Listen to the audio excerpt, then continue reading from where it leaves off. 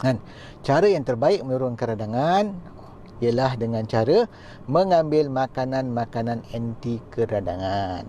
Dan makanan anti keradangan ialah makanan yang ada bahan-bahan anti keradangan dalam dia. Contoh yang paling utama adalah buah-buahan dengan sayur-sayuran. Paling senang, kan? Lagi satu makanan yang anti keradangan ialah minyak sihat. Kebetulan minyak sihat juga daripada buah. Betul tak? Minyak sihat daripada buah. Contohnya minyak zaitun daripada buah zaitun. Minyak kelapa sawit dari buah kelapa sawit. Minyak kelapa dari kelapa. Dari buah juga. Maksudnya asasnya tetap buah-buahan dan sayur-sayuran. Jadi itulah yang kita makan. Kos dalam pengambilan makanan, kita kena banyak elakkan makanan yang proses. Contoh jadi tepung gandum, gula dan trans fat. Kita ambil makanan yang asli. Contoh dia nasi putih, makanan asli ya. Dan of course nasi yang lebih sihat ialah contohnya brown rice, sebab dia ada khasiat yang lengkap, vitamin dia ada, mineral dia ada, semua ada, dan juga serat dia sangat tinggi. So kalau perasan semua ni makanan-makanan sihat ialah makanan yang berserat tinggi. So kita kena banyak makan makanan yang berserat tinggi. Itu sebenarnya dia. Okey, sebab tu dalam konteks minyak sihat juga, termasuk minyak sihat tu adalah minyak daripada haiwan. Jangan takut makan lemak haiwan, kan?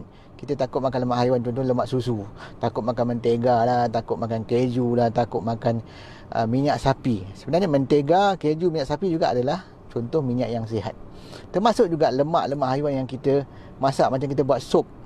Kita buat sup kan ada minyak, lemak kan. Dan kita buat sup tulang biasa kan, ada minyak banyak. Sebenarnya lemak haiwan adalah contoh lemak yang sihat. Of course, lemak haiwan tu kenalah jenis haiwan yang sihat juga kan. Haiwan yang diternak secara fitrah, mana kandungan minyak omega 3 dia tinggi dalam minyak, dalam lemak dia lah. Itu yang sebenarnya kita nak.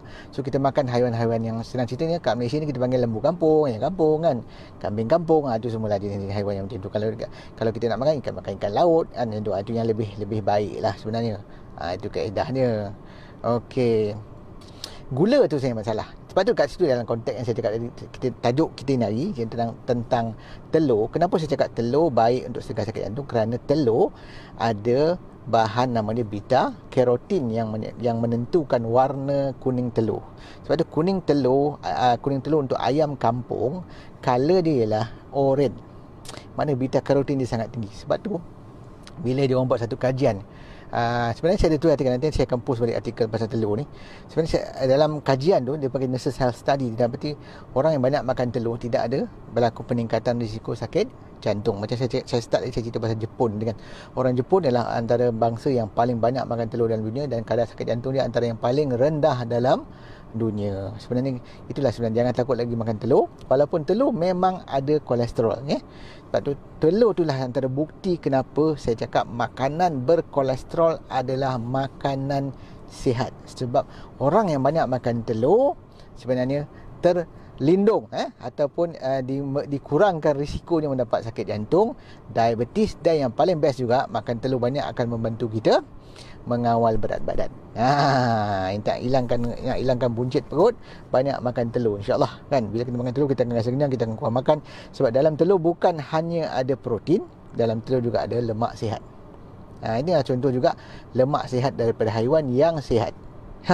Itu lemak yang ada dalam telur. Okey. Dan telur ni bukan hanya telur ayam, nak makan telur puyuh pun boleh, nak makan telur itik pun boleh, tak ada masalah. Itu saja kan. So senang kan, mudah.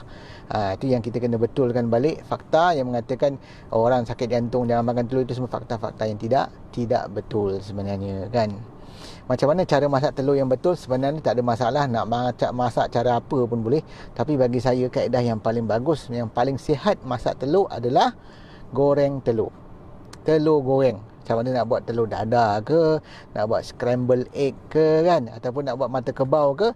Kalau kaedah saya, kalau saya goreng telur, selepas saya goreng telur guna minyak kelapa sawit. Selepas dah masak, saya akan tuang sikit minyak zaitun di atasnya, dan saya akan makan sekali dengan minyak zaitun tu. Saya dapat minyak lebih. Sebab konsep saya ialah, saya nak ajar kita ni jangan takut makan minyak, tapi syarat dia kita kena banyak makan minyak sihat. Apa contoh minyak sihat? Contoh minyak sihat yang nombor satu ialah minyak zaitun, minyak kelapa sawit, minyak ikan, minyak habatus sauda, minyak bijan, minyak kacang, dan juga minyak daripada haiwan. Syaratnya haiwan tu kena haiwan yang sihat. Termasuk juga minyak atau lemak yang ada dalam telur yang kita makan tadi. So makan telur sebenarnya bagus, sangat-sangat bagus sebenarnya. Kaedah nak makan, saya suka telur goreng mata kebau. Saya suka juga buat scramble, dan juga saya suka juga buat dadah. Itu terpulang cara masak. Dan tapi antara masakan telur yang saya paling suka adalah masak lomak cili api telur itik. Letak pula sikit buah asam gelugur ataupun kadang-kadang letak belimbing buluh tu. Sangat sedap macam ni kan. Itu kaedah dia. So itulah kaedah dia. Nak goreng dengan olive oil boleh, tak ada masalah. Sebenarnya cuma masalah ni lah, you ni kaya sangat kat ni kot kan. Duit banyak kan, boleh pakai, sebab olive oil ni bukan murah kan. Bukan murah, 250 ml harga dekat RM50 kan. Jadi bayangkanlah. Jadi tak boleh lah. Biasa kita tak sikit-sikit sudah lah. Kita nak dapat khasiat dia saja kan. Kalau nak goreng, yang terbaik sebenarnya ialah goreng dengan minyak kelapa sawit. Sebab minyak kelapa sawit satu, harga sangat murah. Yalah, 5 liter baru lebih kurang pun RM17, RM18 kan. 5 liter cuba bandingkan dengan 250 ml minyak zaitun kan, harga RM50 kan. Dia sangat berbeza harga tu. So kita lebih, dan ada kajian, saya ada baca banyak kajian dibuat oleh saintis di China dan juga ada beberapa saintis di Australia yang mengkaji dia compare lah antara minyak kelapa sawit dengan minyak zaitun. Dia dapati dua-dua ni is comparable, maksudnya dua-dua pun bagus.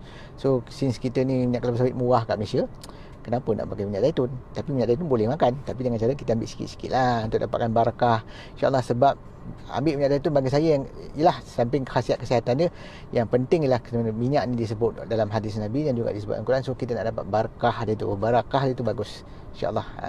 Okay. Yes, minyak kelapa sawit memang tinggi dengan vitamin E. Yang best tentang minyak kelapa sawit, vitamin E dia lengkap. Even dalam minyak zaitun pun tak ada macam tu ni banyak vitamin E. Sebab kena ingat, vitamin E ni ada dua varian. Satu dipanggil tocopherol, satu dipanggil sebagai tocopherol. Dan setiap varian ni ada lagi 4 jenis dia kan. Mana tocopherol ni ada alpha, delta, gamma dan beta kan. Alpha, beta, delta, gamma dan itulah 4 jenis tu kan. Okey. So 4 jenis tocopherol, 4 jenis tocopherol. So total vitamin E ni ada 8 jenis, dan 8 jenis ni ada dalam minyak kelapa sawit. Berbeza dengan minyak zaitun, dia cuma ada tocopherol saja. Minyak kelapa tak ada vitamin E. Nampak tak? So sebab tu kita kena ada kepelbagaian. Sebab tu ada orang tanya saya, mana minyak paling bagus? Saya kata tak ada minyak paling bagus. Sebab nak kata zaitun bagus, dia tak ada, dia punya vitamin E tak lengkap. Tapi dia ada kelebihan. Kelebihan dia ada antioksidan, ada 4 jenis. Ada oleocanthal, oleoropin, ada hydroxytyrosol, ada tyrosol kan. Minyak kelapa dia ada MCT, tapi dia tak ada vitamin E. Minyak kelapa sawit ada vitamin E. Macam itulah. Tapi MCT dia rendah sikit. Jadi macam itulah. Kita ambil semua kan senang. Semuanya available kan. Betul tak? Pada kita senang nak dapat. Minyak kelapa senang nak dapat. Santan ada. Minyak kelapa sawit senang nak dapat. Minyak zaitun pun senang nak dapat. Jadi gunalah semua. Kenapa nak tanya mana yang lebih baik? Itu yang jadi masalah bila nak jawab tu. Kan? Sebab semuanya ada kelebihan masing-masing.